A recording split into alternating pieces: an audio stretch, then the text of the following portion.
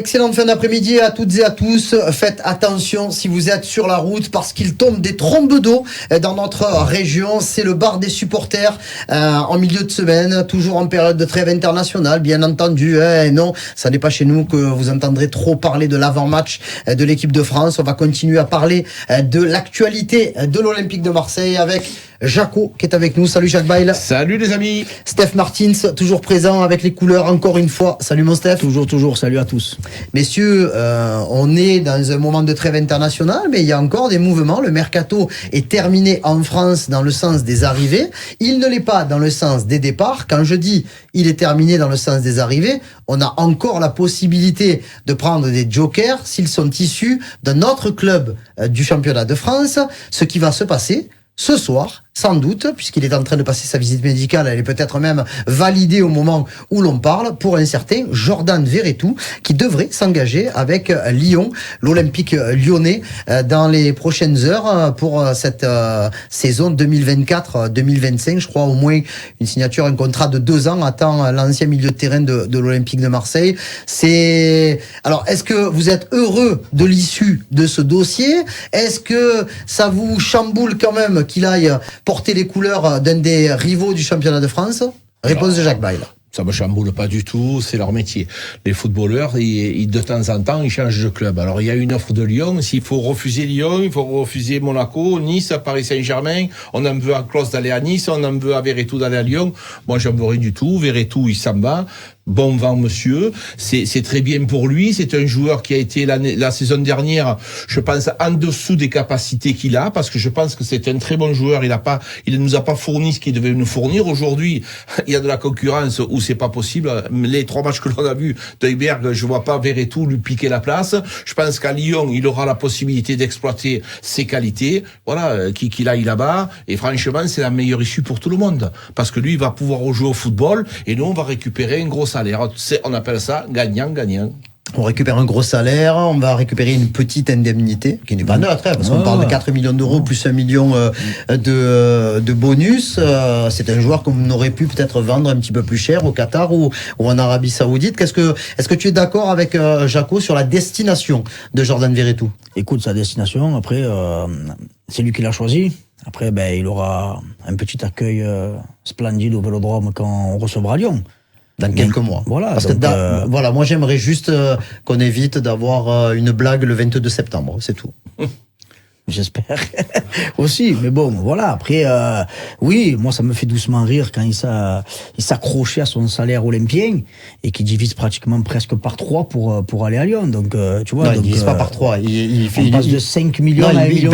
Il baisse. Non, on parle d'une baisse de 30%. On n'a pas les mêmes chiffres, mon ami. Ce qui est sorti, en tout cas, c'est ça, avec un transfert à peu près avoisinant 4 millions plus 1 million, comme tu as dit, de bonus. Donc, ça fait que l'Olympique de Marseille économise sur Verretou, entre le transfert et le salaire que tu ne payes plus, pratiquement 10 millions d'euros.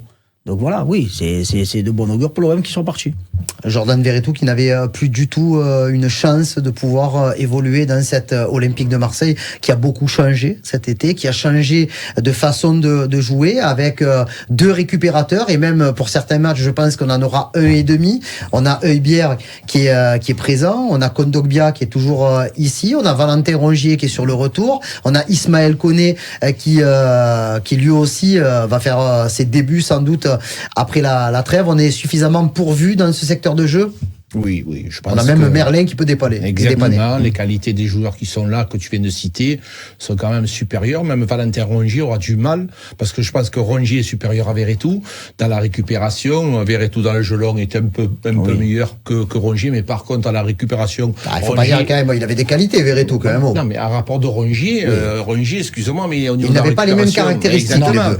Mais la saison dernière, alors, si tu m'autorises, mon poulet, j'ai quelques informations qui ont été demandées à la direction olympique de Marseille. Il y a des joueurs de la saison dernière qui ont une certaine liste de joueurs qui n'avaient pas, dans les temps faibles, la mentalité nécessaire à répondre. Donc voilà, ces joueurs-là, ils ont été listés et donc lui, il en faisait partie. C'est-à-dire que des fois, quand tu es dans le dur, tu as besoin d'un mec qui peut correspondre. Les gars, il faut se soulever, il faut y aller. Et ces joueurs-là, ils étaient pas présents. C'est bizarre ce que tu dis. Qu'est-ce qu'il y a? C'est bizarre ce que tu dis parce que ce que l'on voyait quand même, c'était quand même un mec qui avec ses qualités et ses défauts, qui ne lâchait pas grand-chose. Oui, mais comme il te le dit, mais il n'y avait pas de mordant. Ça lâchait pas, dans le pressing, dans les courses. Mais bon, payer un mec 5 millions d'euros à l'année en salaire juste pour qu'il court, au bout d'un moment... tu parlais de Rongier. Rongier, il est beaucoup plus défensif que lui. La récupération, il est plus teigneux. Donc, tu attendais de Verretou qu'il soit plus décisif. Exactement. Il a été combien de fois? Je crois qu'il a, en tout, il a 10 buts et 10 passes décisives en plus de 90 matchs. C'est trop peu pour le statut quand il vient de la Roma de international français, il vient d'un top 4, top 5 du championnat italien et un des plus gros salaires de l'Olympique de Marseille. Tu t'attends à mieux. Donc pour moi, c'était insuffisant et sincèrement, même s'il y a beaucoup de gens qui le défendent, pour moi, il n'avait pas le niveau pour jouer à l'Olympique de Marseille. Combien de Doliprane tu as pris il m'a rendu fou. Pour le coup de pied arrêté? C'est quand même incroyable. Combien de fois on est devenu dingo, Karim? Les corners, les coups francs, c'était catastrophique. Est-ce que ce joueur-là est capable de faire mieux? Oui. Je le crois, oui. Il est capable d'être meilleur que ça. On lui souhaite, mais pas le 22 septembre. Voilà. Tu l'as arrivé. Mais voilà. Non mais les gars, mais qui est Kaletakar en défense et Verretou au milieu? Moi je garde Højbjerg et Balerdi. Ça me fait rien, ça me dérange pas. À propos de Leonardo Balerdi, on va dire que sa guérison avance tranquillement. On rappelle que nous, ici, dans cette émission, on avait annoncé qu'il devrait être de retour contre Lyon, voire contre Strasbourg. On est toujours, je pense que il y a des chances qu'il soit là sur le déplacement de l'OM au Groupama Stadium. Et ça serait vraiment une bonne nouvelle. On va pas griller non plus trop les étapes pour le jeune Argentin. Mais bon, s'il vraiment venait à manquer le match de Toulouse et le match de Nice, en ne présageant pas de ce que va être le match contre Nice, on s'en sortira pas trop mal. Oui, heureusement, on va dire, cette trêve qu'on critique assez souvent, on l'a critiqué 3 fois en 3 mois. Oui, là, elle tombe au bon moment, parce que ça permet de récupérer, tu n'as pas de match, donc voilà, si on peut le récupérer, comme tu dis, pour le match face à Lyon, ça serait très très très bien, parce qu'il va nous manquer face à Nice. L'Olympique de Marseille qui continue à faire l'actualité dans le sens des départs. Oui, Azzedine Ounahi, quitte l'Olympique de Marseille, un prêt avec option d'achat pour le Panathinaikos, une équipe qui, qu'on le veuille ou pas, jouera la Coupe d'Europe, puisque l'année dernière ils avaient joué la Ligue Europa. Puisqu'ils avaient été éliminés contre Braga après avoir éliminé l'OM. Là, cette année, ils joueront la Ligue Europa Conférence, puisqu'ils ont éliminé Lens dans le dernier tour des barrages. Ounahi, qui lui aussi va laisser la part de son salaire. Avec quelques mots, comment tu définirais l'expérience d'Azzedine Ounahi à l'Olympique de Marseille? Déception totale, parce que on sait tous que Azzedine a des qualités techniques hors du commun. On l'a vu avec le Maroc, capable de changer le cours d'un match, être maître du jeu, être le chef d'orchestre de l'équipe marocaine. Et la surprise qu'on a eue, c'est qu'à l'OM, il a tout simplement passé à côté. Alors, avec des affaires, des problèmes sportifs, personnels qu'il a eu, et ça ne nous regarde pas, on n'en parle jamais. Mais là, malheureusement, ça a été quelque chose qui l'a gêné dans sa progression marseillaise. Donc, il fallait qu'il parte. Et c'était obligatoire. Donc, le voir partir, je lui souhaite lui aussi, encore une fois, qu'il puisse se régaler, parce que c'est un bon joueur de football. Qu'est-ce que c'est terrible d'avoir un tel potentiel. Je me souviens je crois que c'est un de mes plus gros pétages de gorge sur le but qu'il met à Nantes. Wow, c'était la folie, premier match, les petits crochets. Et c'était vraiment dans la lignée de ce qu'on avait vu de la part de ce joueur qui appartenait au SCO d'Angers et qui avait fait une Coupe du Monde exceptionnelle. Je me rappelle des déclarations de Luis Enrique à l'époque, sélectionneur de l'Espagne. Et ça, honnêtement, on a vu ça 3, 4 fois dans toute sa période marseillaise. On se rappelle du but qu'il a marqué contre Reims en ouverture du championnat la saison dernière, mais c'est trop peu, Azzedine. C'est trop peu pour un international marocain, surtout avec, comme tu dis, le mondial qu'il a fait au Qatar, où il a été tout simplement étincelant. Voilà, sur ses prestations là-bas, je crois qu'il est dans les 5-6 meilleurs joueurs de la Coupe du Monde.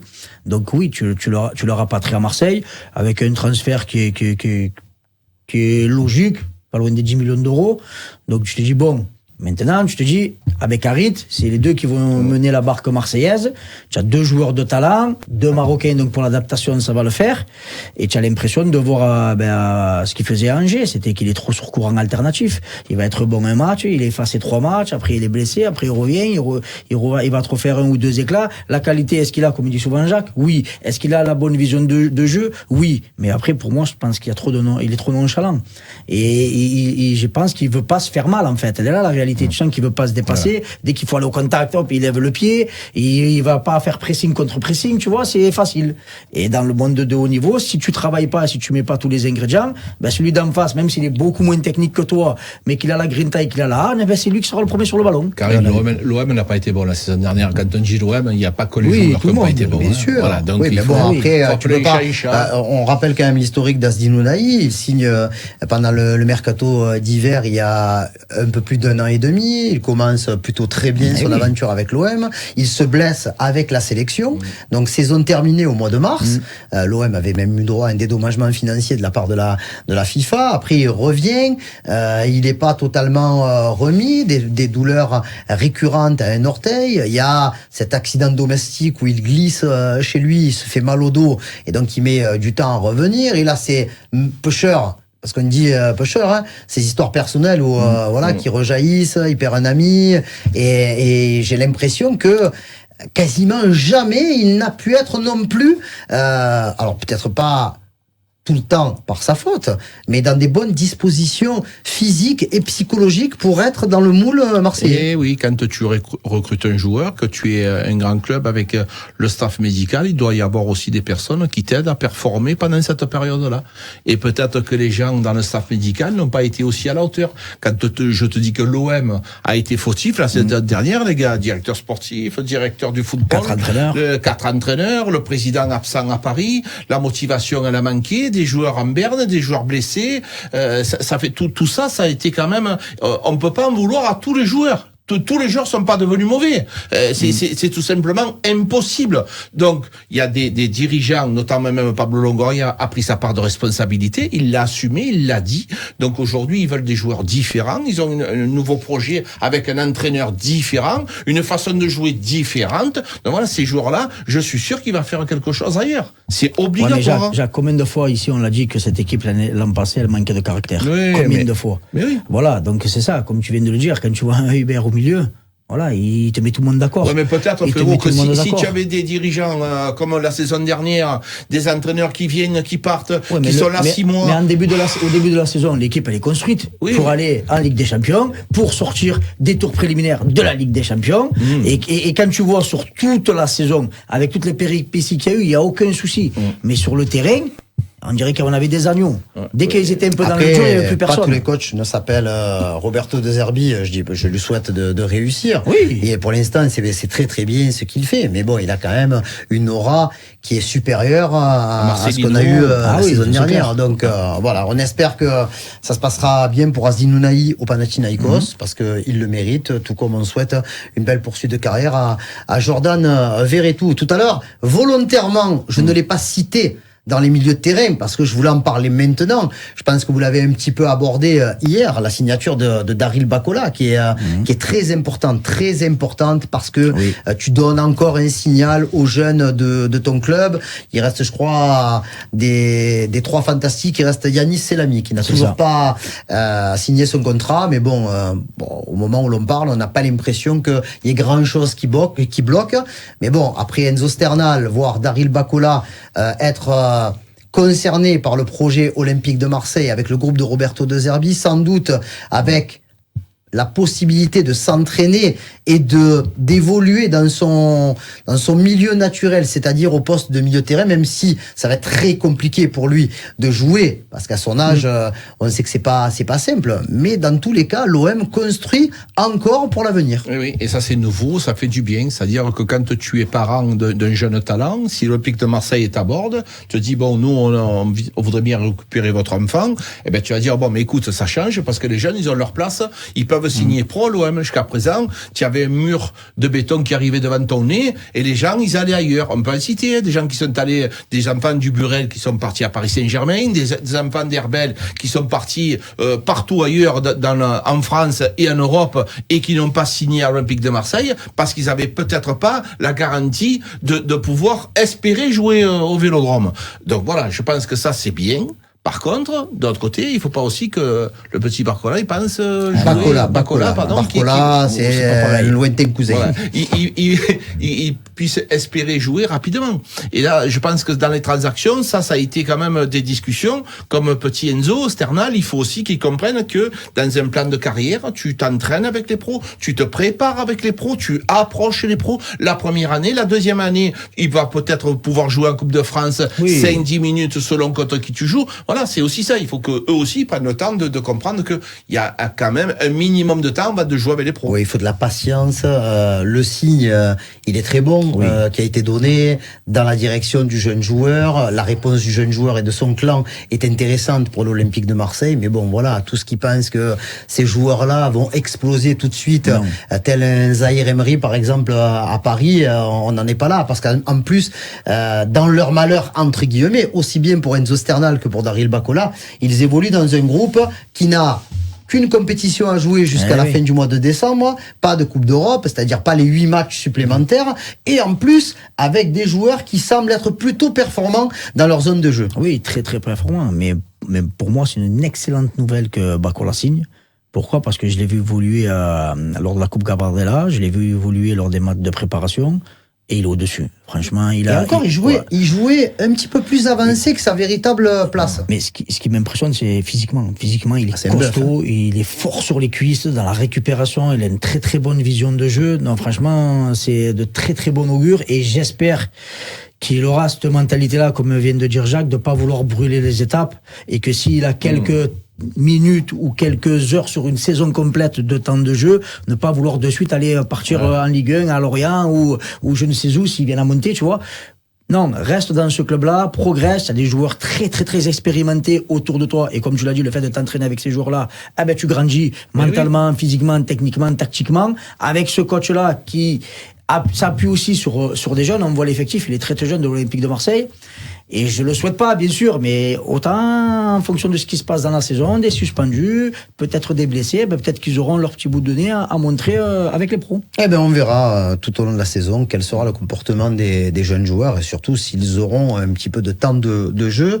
Messieurs, on parle beaucoup des joueurs qui étaient ou qui sont encore dans le loft. Là, au moment où l'on parle, là, nous avons Chancel Mbemba, dont la situation reste très compliquée. Par contre, il y a un joueur pour qui ça va tourner, puisque Ulysse Garcia va réintégrer le groupe de l'Olympique de Marseille. Il va reprendre une place de doublure de Quentin Merlin. On va dire que c'est aussi pour bonne conduite, parce que l'international suisse a quand même fait preuve de beaucoup de sagesse pendant cette période très difficile.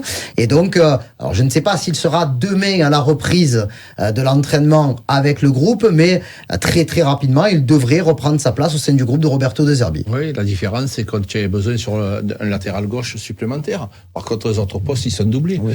Et donc, il y a Balerdi, il y a Cornelius.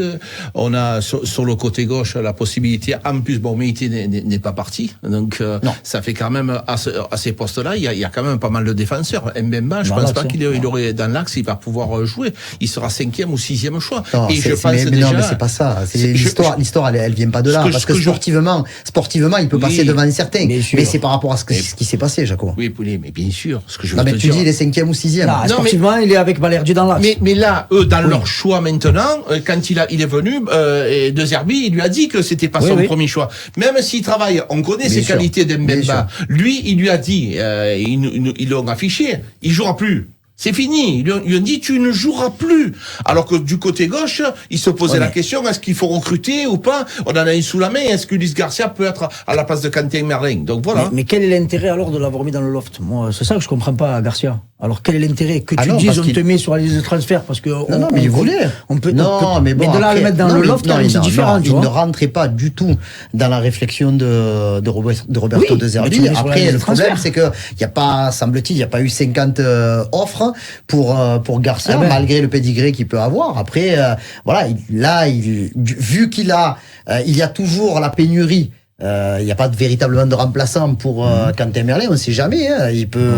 Il peut traverser toute la saison sans aucun pépin. Je vous rappelle quand même qu'il avait été blessé assez durement lors du quart de finale aller de Ligue Europa à Lisbonne contre le Benfica. Donc là, aujourd'hui, je dirais presque qu'Ulysse Garcia repart de zéro en qualité de numéro 2, mais c'est un vrai numéro 2. Mais il y a un vrai numéro 1 devant lui. J'espère que mentalement, avec ce passage-là, c'est pour ça que je comprends pas la décision de le mettre dans le loft, de le mettre sur la liste des transferts. Et s'il n'y a pas de transfert, mais il s'entraîne avec le groupe, il est avec le groupe. Là, tu l'écartes. Là, Karim, tu l'écartes. Alors, tu fais pas de loft. Mais non, non. Mais pour certains, oui, parce que pour certains, ils disent, toi, c'est mort. Ça sera définitif par rapport au comportement, par rapport que tu as un an de la fin de ton contrat, tu vois. Je pense que la réflexion au départ pour l'Olympique de Marseille, c'était de se séparer d'Ulysse Garcia, vraiment. Oui, mais les autres, ils sont dans le loft. Pourquoi? Parce que soit ils n'ont pas voulu prolonger, soit comme ils étaient à 1 an de la fin de leur contrat, ils ne voulaient pas partir. C'est différent. Lui, il a encore des années de contrat. Tu pouvais lui dire, on ne compte pas sur toi, tu seras le numéro 2, quoi qu'il arrive. Si tu peux trouver une bonne opportunité ailleurs, on te laissera partir tant qu'on retrouve nos billes. Je sais pas, mais de le mettre de côté, j'ai peur que mentalement, ni défenseur de l'un, ni défenseur de l'autre. Je me dis que si tu ne rentres pas du tout dans le projet et que tu veux faire en sorte que ça s'accélère dans la tête de l'autre, tu dis ça. Tu le réintègres. Oui, bien sûr. Et je pense qu'il a le sourire. Je pense qu'il a le sourire. Mais je pense que peut-être qu'ils avaient un choix, que financièrement ça a été plus compliqué que c'était prévu et que ça s'est pas fait, et qu'ils se sont orientés sur Ulysse Garcia, qui lui a été tout simplement gentil, propre, et il a toujours été là présent. Et donc c'est presque finalement lui dire, on te remercie d'avoir été aussi indulgent, de être sage, respectueux, et donc aujourd'hui, on te remercie de cette façon-là. Ça peut être aussi une éventualité, mais c'est bien aussi de pouvoir changer d'avis. Je reste avec toi, Jaco. Tu étais à midi à Marseille. Ça parle encore et toujours quand même de ce partenariat entre le Paris Saint-Germain et la société Pernod Ricard. On voit des choses quand même qui fleurissent un peu de partout. J'ai l'impression vraiment que ça touche pas que les supporters de l'OM, ça touche les Marseillais. C'est un truc de dingue. C'est un truc de dingue. Je pensais pas un instant que ça puisse avoir autant d'impact chez les Marseillais. Pour rien vous cacher, j'étais avec un monsieur qui a travaillé pendant 30 ans chez Ricard, qui me disait que la politique de Ricard, elle était quand même de développer tout ce qui est les Émirats et compagnie. Donc c'était les alcools forts, les champagnes, et que quelque part le Paris Saint-Germain pouvait être une bonne vitrine pour eux. Par contre, sincèrement, je pense qu'ils ont Pernod Ricard a vendu son âme. A perdu l'identité marseillaise. Quand tu es capable d'être à Sainte-Marthe, c'est l'endroit emblématique. Ricard, le circuit Paul Ricard, le château Ricard, tout est à Sainte-Marthe. C'est ton âme, c'est ton identité. Donc c'est quand même, ça fait du mal. Oui, c'est un sujet qui fait énormément parler à Marseille et dans les environs, mais on va s'arrêter là, puisque c'est terminé pour cette formidable émission. Demain, on se retrouvera à cette même place avec Jaco, et à ta place, Steph, nous aurons Laurent Spinozzi, ancien gardien de but de l'Olympique de Marseille et ancien entraîneur des gardiens de but aussi. Donc le rendez-vous est pris demain à partir de 18h sur Maritima. Merci messieurs, bonne soirée et à très vite pour reparler Olympique de Marseille.